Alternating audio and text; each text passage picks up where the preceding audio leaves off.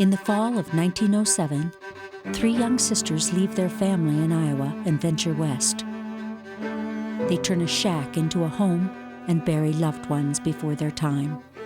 Well, those that had the guts enough to hang it out, stayed. The sisters teach the country's newest population. Education was very important to these women. Enticed by free land, they labor across obstacles, planting roots in Montana that will last for generations. Sun River Homestead reveals the struggles and triumphs of women settlers out west. Funding for Sun River Homestead was provided by the Corporation for Public Broadcasting, the Montana Committee for the Humanities, and the Greater Montana Foundation. Be it enacted that any person who is the head of a family or who has arrived at the age of 21 years shall be entitled to file on 160 acres of unappropriated public lands at $1.25 per acre. Esther Strasburger is born March 5, 1888, on her parents' Iowa farm. Her mother, Mary Margaret, with a petite frame and firm discipline, manages the house. Her father, Edward, stands with imposing height. A fine sense of humor softens his stature. As the 7th of 9 children, Esther develops into an independent woman. Esther was a large, fleshy lady. And she was always smiling, and she was always pleasant, and she was a lady. Esther leaves the security of home at age 19. Accompanied by her older sisters, Lydia and Anna, Esther travels west for a teaching career in Washington and free land in Montana. See, like over in there where that beer place is, that's where her house, that little house stood. Esther Strasburger's house. Esther Strasburger's. Almost 100 years later, Esther's legacy remains in the shadow, cast by her great-granddaughter. Montana is like looking out the window. You know, everything is always happening outside. It's pretty quiet. Rebecca Lee lives just 25 miles from Esther's original homestead. I have to exercise my horses to keep them in shape, you know, and work them so that they're ready. But it's so convenient because when I ride every day, it gives me an opportunity to go out and look at the scenery.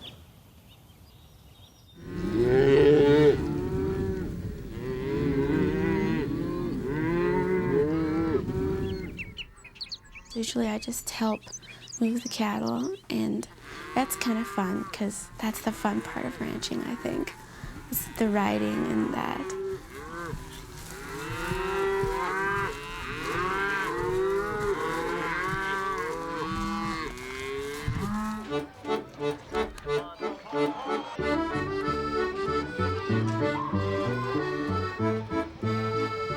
Rebecca Lee, Miles Community College.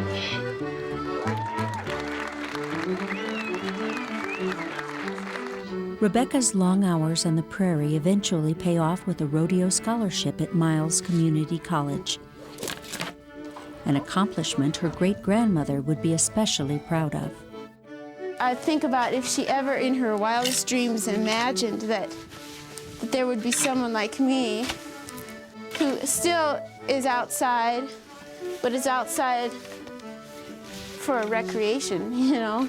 Montana's rural lifestyle provides educational opportunities for Rebecca, just as it did for Esther 4 generations earlier. At Esther's graduation, 2 proud parents crowd inside Central City High School, watching as their daughter plays a piano solo. The school's 10th annual commencement ceremony is typical for 1905 America. 6 seniors graduating, all female. Esther leaves Iowa with her diploma and takes a train to eastern Washington. Lydia, Anna, and teaching positions await her. Dear Anna, I'll start Tuesday for Spokane, and if you're not there, I'll go to the place you told me. Can't we go down and surprise Lydia? She wrote me I had better come before November 1st. I am lovingly yours, Esther. With so many public elementary schools springing up in new communities across the West, teachers, like the Strasburger sisters, are in high demand. Salaries that would attract men would be too costly for rural communities. School districts save money by hiring women and paying them less. In her day, I think they didn't have many choices. They probably either had to be a nurse or a teacher or get married and have a family. As the train arrives at the dusty Spokane depot, a relieved Anna greets her little sister. Cheney State Normal School, a teacher training institute, is Esther's next stop. She proudly accepts the opportunity to continue her formal education. A teaching certificate means Esther, Lydia, and Anna can support themselves and work outside the home. Esther joins a class of 500 students, 3/4 of whom are women. Country elementary schools hire the sisters between 1905 and 1909 in eastern Washington and northern Idaho. Students sit in neat rows, one behind the other, readers snug beneath the desk. We had a barn at school to keep the horses in. My older sister and I rode, and I rode down behind the saddle. And she wasn't afraid of anything, and I was afraid of everything. And I'd say, "Oh, Doris, don't let Lady gallop, don't let Lady gallop." Many teachers board with a community member, paying a precious amount of their small wage. Crowded dwellings provide little privacy for a young woman. It's hard to avoid stepping on the skirt of the already overworked landlady. Dear friend, having fine weather. We'll finish putting in the crop next week. Have been too busy to put in garden. Have several hens sitting. Also the incubator on duck eggs. So with the teacher, you see I have quite a family and am alone to do the work. Your friend, Mrs. Judd. Secluded lakes provide the perfect setting for the sisters to flirt with local gentlemen. 2 wedding ceremonies leave Esther as the only single Strasburger out west. Lydia, the oldest of the 3, maintains her strong-minded and outgoing personality. Anna is more like her mother, petite and stern. Dear cousin, you asked for one of my wedding photos. Alas, I have not had any taken. At the time, we were married and in Spokane. Esther and Leroy insisted I was too tired-looking, having just finished school. This one was taken the day we left Idaho. Merry Christmas to all. From Anna. Months later, Anna and her husband pose for their wedding photo. Unfortunately, committing to a marriage is not as easy for Anna's husband as sitting for a portrait.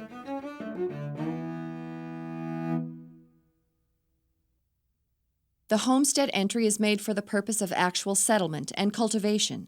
Upon filing and on payment of $10, he or she shall thereupon be permitted to enter the quantity of land specified.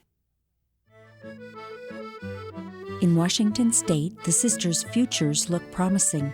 450 miles away, several irrigation projects carve new opportunities into Montana's Sun River Valley. Government workers tunnel through the dry earth, channeling water into the arid region. The town of Sims takes its place on the map. Railroad pamphlets bragging about Montana's prosperous acres circulate across the country. Magazines encourage eastern city dwellers, immigrants, and even school teachers to move west for free land and endless opportunity. Why, it said in this paper, why, you can even raise bananas in the Sun River Valley. And we're laughing, we're going out, we're going to climb the trees and we're going to eat bananas. Traditional female homemakers would soon be the new home seekers the railroad tries to recruit. The opportunities of the Northwest are not all for men by any means. There is a terrible need for intelligent and skillful woman service. A single woman 21 years of age or over has the right to make a homestead entry. Marriage after filing does not invalidate her claim, provided she continues to reside on it and makes proper improvements. Most of these women are school teachers, fair of face and determined to fulfill the law's requirement and get their land. Dear Anna, sent one like this to Esther. It's you and me in Montana. Lydia. Brochures in hand, Esther and her married sisters board the train for Great Falls. My mother was raised in the Palouse country, and she got off the train and looked around, and there was no trees, everything was bare, and there was just nothing. And she says, well, she says, I'll stay here 2 years, and that's all I will stay. And she died here at 86. A hired locator drives a wagon load of clients across the newly mapped prairie. I don't know why it was. The people seemed like people, maybe 35, 40 years old, were looking for a home, and whatever they brought with them, it was a bunch of kids. You never saw so doggone many kids. Every family had 6, 8 kids. Esther stakes her claim within walking distance to her new teaching job at the Hepler School. Lydia, now with a baby boy, and Anna file on bordering plots a few miles from Sims. What it used to be like? Nothing. Nothing. I tell you, it's one of the worst places you could ever go. You can't raise hell on 40 acres in Montana. No. Yeah, there's been a lot of changes here. You know, people moving in and building houses. Like this used to be a store. Here was a bank. There was a big mercantile store. Right to that little brown house. This little house is the one that Esther had. Esther's homestead shack stood a little larger than the average 12 by 14 feet. A bed and other sparse furnishings decorate the interior. She uses a large tub for washing dishes. Perhaps later she could afford a cook stove and maybe a table and chair.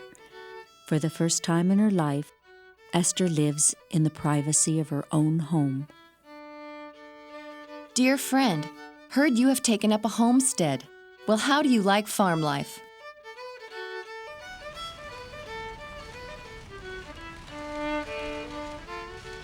We had water in the house, but it wasn't running water. You had to pump it by hand. We had, well, we had horses, cows, pigs, chickens. She didn't milk the cows, but she always helped with the separating milk here. And my mother wore high lace shoes, and I remember we were always speckled with milk, you know, slopping over from the milk cans. And then we had to thin sugar beets, and that was the awfulest job anyone ever did. We'd crawl until our knees got so sore, and no one that's never done that doesn't know what work is. In order to prove up or receive the patent on her homestead, Esther leases portions of her land to local farmers. Law requires she cultivate at least 10 acres her first year. New settlers work the land, but it hardly supports a family. Lydia's husband finds work in the mining town of Butte, 160 miles away. The physical separation between husband and wife is a mixed blessing. She accepted life as it came, pretty much. You know, some people can do that, and some, like myself, the least little thing and I fall to pieces. But she was used to it, I suppose, Mr. Hathaway being a drunkard and living that way. You kind of work into it, I don't know. Dear Anna, the baby is not very well, was sick all last night and is fretful today. Think we will thrash this week. Write us real soon. With love, Lydia.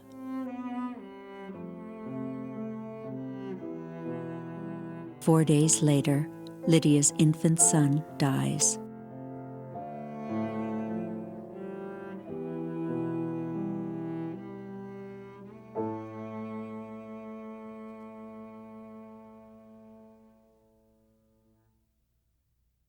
If the person making such entry, or if he be dead, his widow, shall prove by 2 credible witnesses that he, she, or they have resided upon or cultivated the land for the term of 5 years, then he, she, or they shall be entitled to a patent.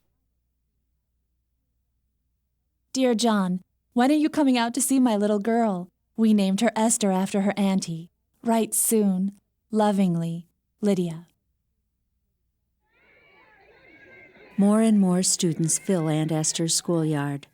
The original Hepler School closes, and pupils relocate to the larger reclamation building. A singing club gives Esther a chance to socialize with her new neighbors. Dear Maud, Lydia and Babe are with me. Expect Anna and Leroy down to dinner. We'll have Thanksgiving dinner today as I am going to Great Falls Thursday to take exams. We organized a literary society at my school. We intend to give some fine programs. Now, don't eat too much turkey. Lovingly, Esther. In the following years, tragedy once again interrupts the sisters' lives. While working in Butte, Lydia's husband Eli dies of the flu. Lydia must now raise her 2 young girls alone. She managed very well, yeah.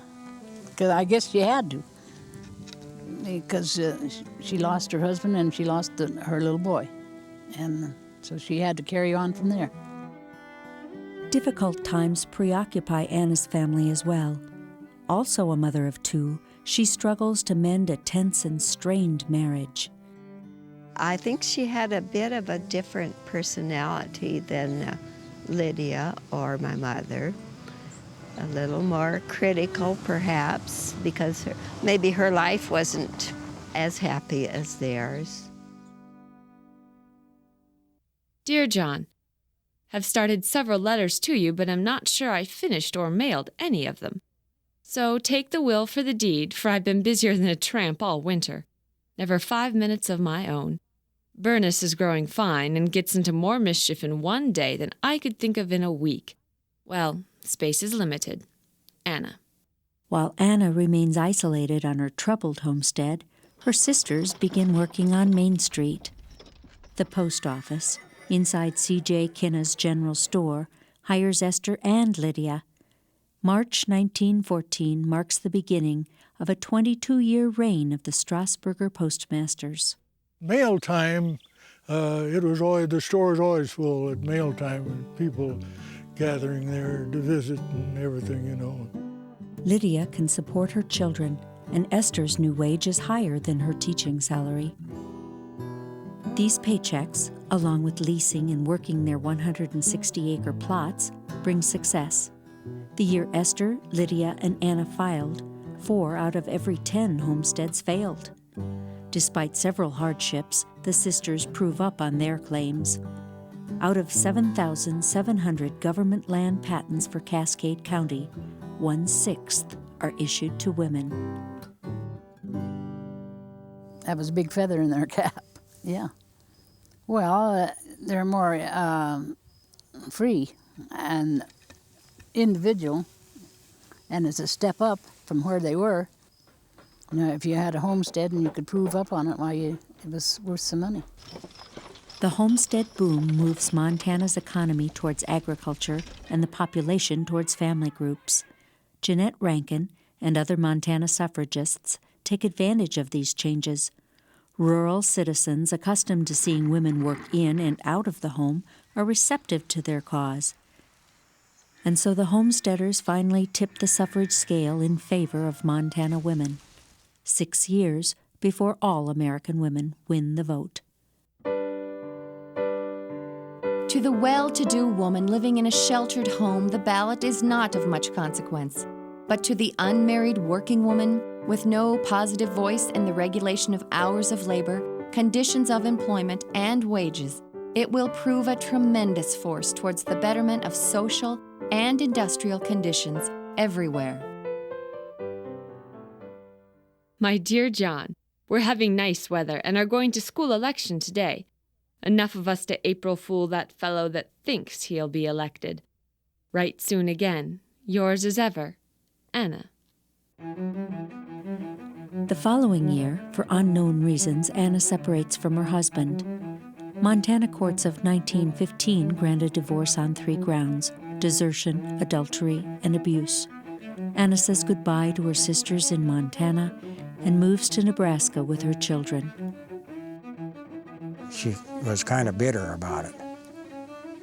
And of course, all she could think of was her daughter and her son being there on the ranch, and she dwelled on that quite a bit. I guess I just had the impression that she was glad to get out of Montana.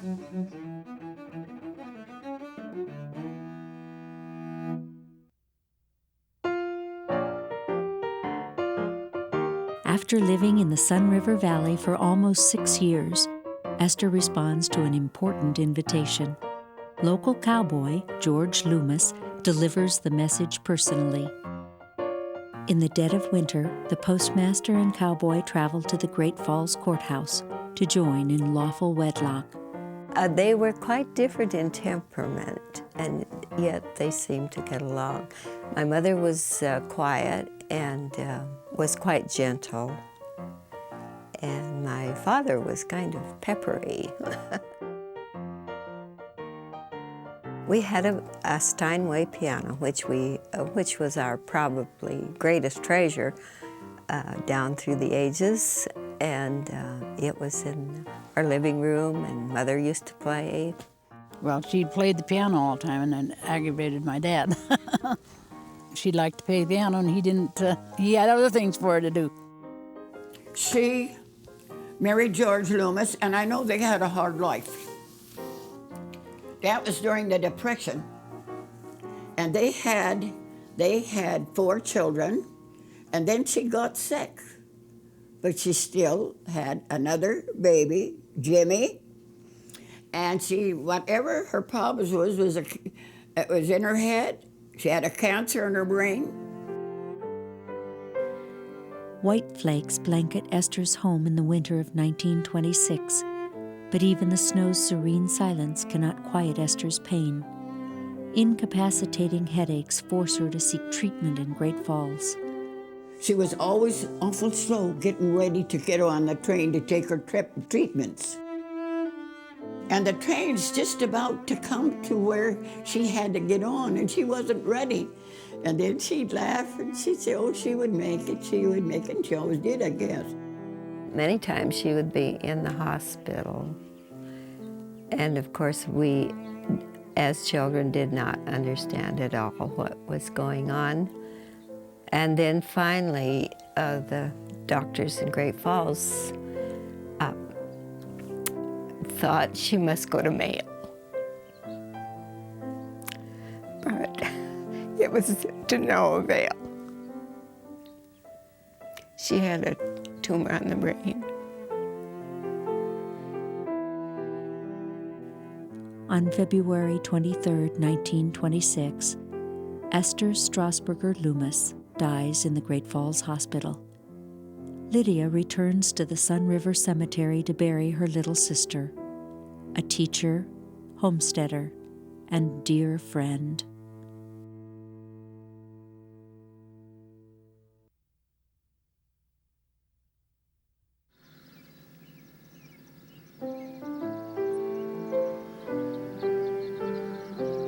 I can't think of anywhere else where I'd want to stay forever.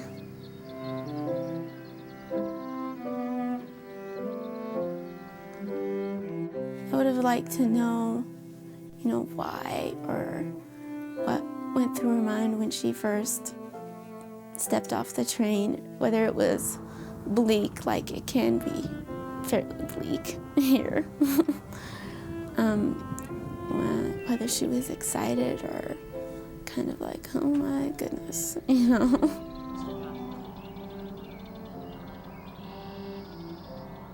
How did the people live? Those that had the guts enough to hang it out, stayed, and those that couldn't went away where they come from.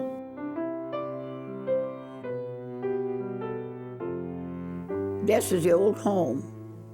I can't sell it. It's like selling my father and mother. think that she must have had a lot of, well, you know, you can say nerves and guts and stuff like that, but she must have just really known who she was.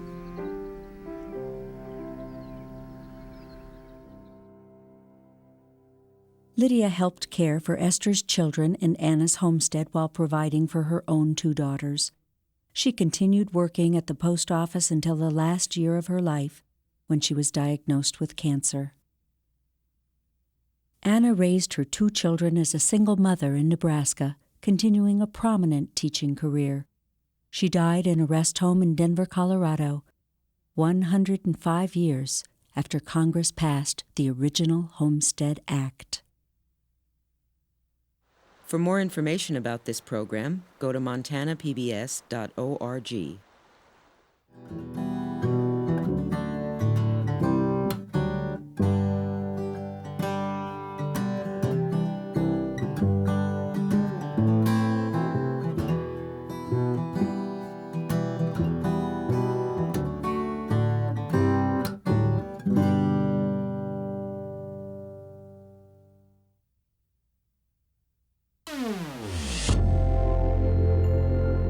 Funding for Sun River Homestead was provided by the Corporation for Public Broadcasting, the Montana Committee for the Humanities, and the Greater Montana Foundation.